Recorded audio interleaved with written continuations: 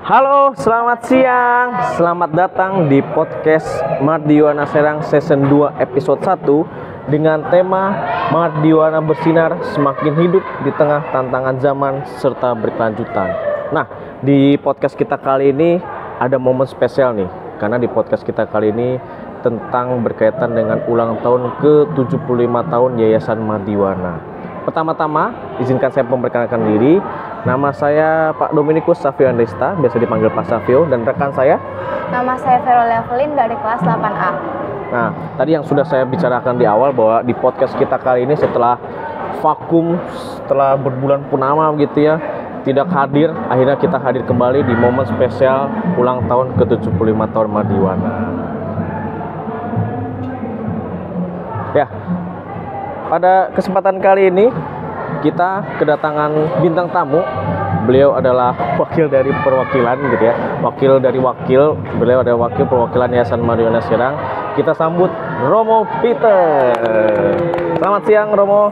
Terima kasih sudah bisa hadir di podcast kita kali ini. Ya, kita langsung saja. Romo, boleh ceritakan sedikit tidak tentang sejarah berdirinya Yayasan Mardiwana ini? Ya, pertanyaan yang menarik. Tapi sebelum saya menjelaskan, terima kasih bahwa telah dibuat kegiatan ini sebagai cara sarana untuk bersyukur atas 75 tahun Yayasan Mardiwana. Jadi ceritanya gini, dulu ada yang namanya Yayasan Clever. Yayasan Clever ini menangani pendidikan sekolah-sekolah yang ada di kota Sukabumi. Lalu kemudian Yayasan Clever ini dilanjutkan oleh Yayasan Odoricus. Nah, karena ada dua yayasan ini, Yayasan Clever lalu kemudian dilanjutkan oleh Yayasan Odoricus ini, lalu kemudian yang mana yayasan-yayasan tadi meneruskan dan mengembangkan, lalu kemudian diteruskan oleh yang namanya Yayasan Perguruan Mardiwana. Jadi sebelum sampai ke Mardiwana, ada yang namanya Yayasan Perguruan, ya, Yayasan Perguruan Mardiwana. Dan akhirnya sejak tanggal 26 Agustus 1949 berubahlah menjadi Yayasan Mardiwana. Dan yayasan ini juga sebenarnya hadir dan tidak bisa dipisahkan dengan pernyataan kemerdekaan bangsa Indonesia, ya. Karena pada saat itu dekat sekali gitu ya dengan kehadiran negara kita, negara Indonesia. Dan boleh juga teman-teman mengetahui bahwa uskup kita, Monsinyur Geise, uskup pertama, itu dekat dengan Presiden Republik Indonesia, yaitu Insinyur Soekarno.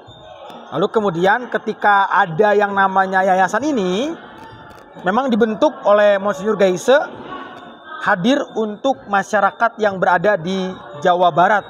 Sehingga pendidikan yang dibuat itu ingin mencerdaskan banyak orang yang ada khususnya di masyarakat Jawa Barat.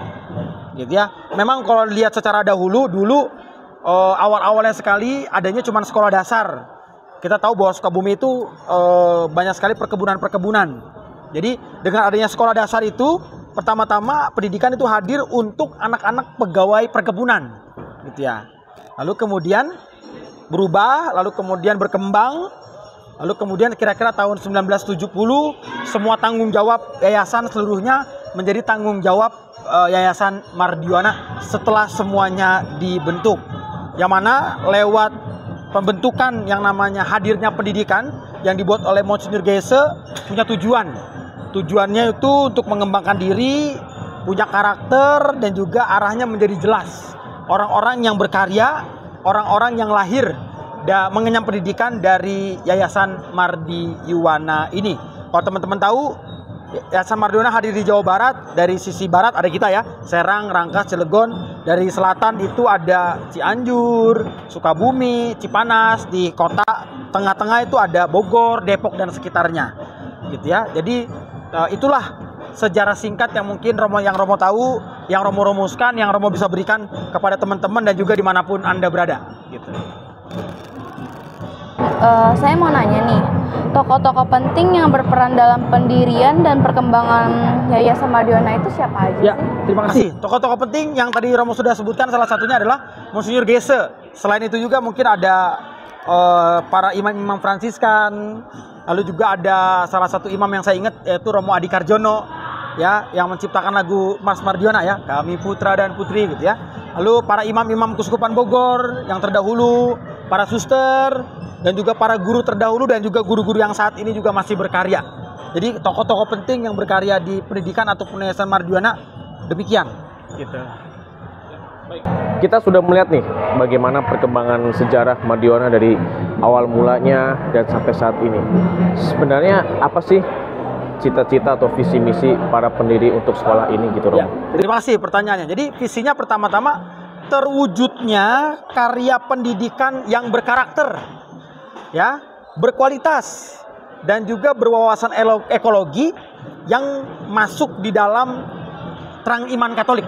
Ya, sekali lagi, karya pendidikan yang berkarakter, berkualitas, berwawasan ekologi di dalam terang iman Katolik itu visinya.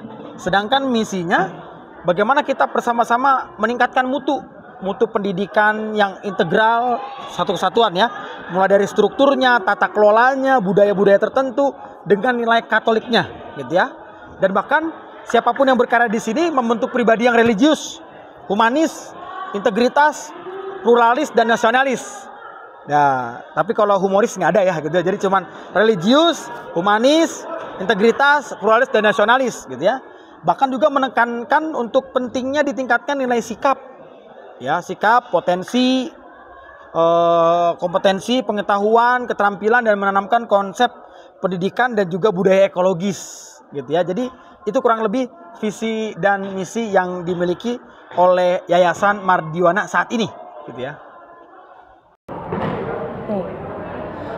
Kalau menurut Romo, peran yayasan khususnya Sekolah Mardiono ini akan membentuk karakter dan prestasi para siswa seperti apa? Ya, terima kasih nih. Baik, jadi lebih diperjelas lagi gitu. Jadi pembentukan karakter Sekolah Mardiono tentu pertama-tama dilihat dari semangat pendiri sendiri ya. Monsinyur Geise punya konsep yang sangat jelas dalam dunia pendidikan, punya konsen yang jelas sehingga harapannya mereka yang berkarya, mereka yang mengenyam pendidikan ini punya karakter. Nah, saya teringat ataupun teman-teman juga bisa lihat di website ataupun situs gitu ya, tentang semangat yang dimiliki oleh Monsinyur Geise. Memang dalam berbahasa Latin gitu ya. Tetapi kalau kita sederhanakan dalam bahasa Indonesia, bagaimana beliau menghadirkan pendidikan yang sederhana, bermutu dan bahkan sanggup membina watak. Itu kalimat penting ya. Pendidikan sederhana, bermutu, sanggup membina watak. Contohnya apa? Contohnya misalnya ketika anak-anak atau peserta didik datang ke sekolah ini pasti diterima dengan senyum, salam, sapa, sopan, dan contohnya lagi disambut oleh guru-guru, disambut oleh anak-anak, teman-teman, gitu ya. Dan bahkan bukan hanya itu juga, untuk mewujudkan pendidikan yang sederhana, bermutu dan juga membina watak, itu sungguh-sungguh punya watak disiplin, ya, punya karakter tanggung jawab, punya karakter yang nasionalis, gitu ya. Contohnya apa? Lewat kegiatan pramuka mungkin ya. Kegiatan pramuka yang memang menjunjung tinggi yang namanya kepemimpinan ya. Dan bahkan contoh karakter lainnya lewat semangat ekologi.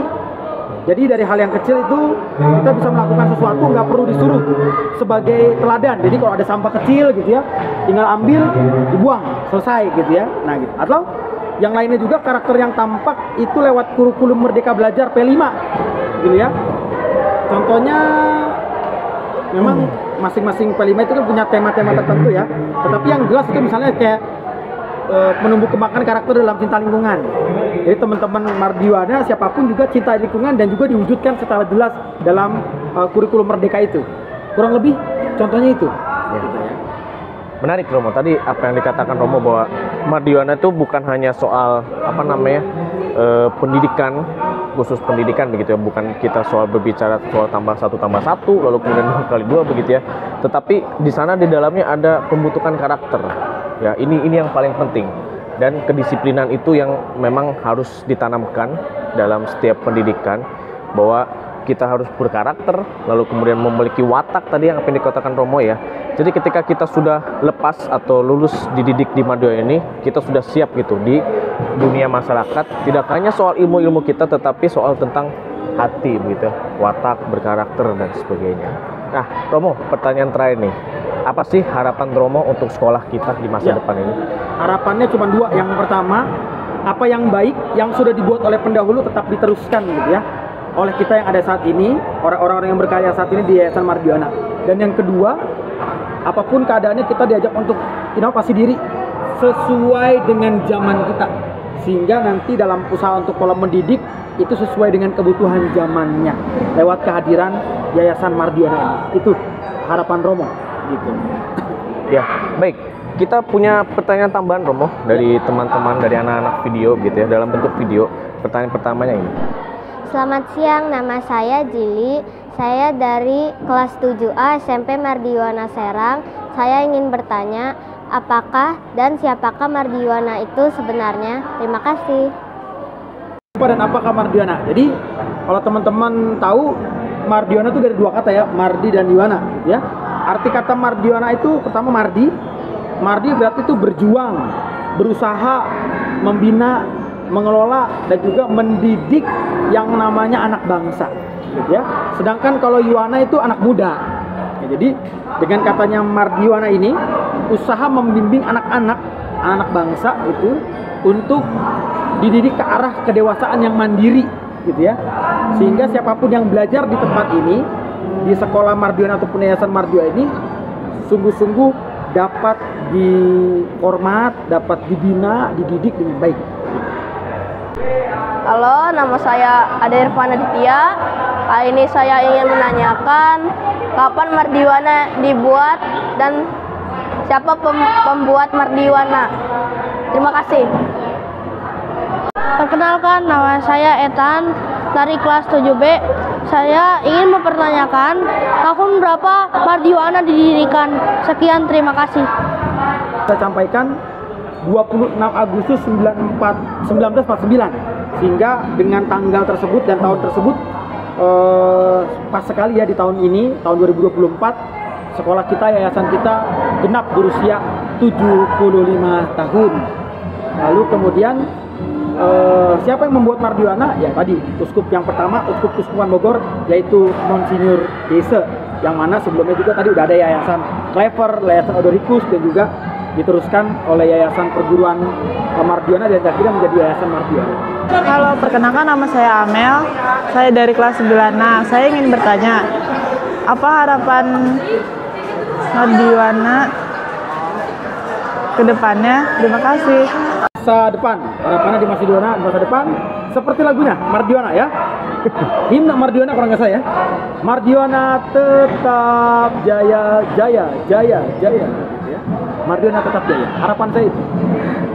Oke, terima kasih Romo atas waktunya yang telah diberikan. Tadi yang seperti apa yang dikatakan Romo, bahwa Mardiwana akan selalu tetap jaya, jaya, jaya. Bukan hanya terkenal di masa lalu yang saja, tetapi masa kini dan masa akan mendatang tetap jaya, jaya, jaya. Sekali lagi, terima kasih Romo atas kesempatan di podcast kita kali ini. Dan kita akan berjumpa di podcast selanjutnya. Dadah!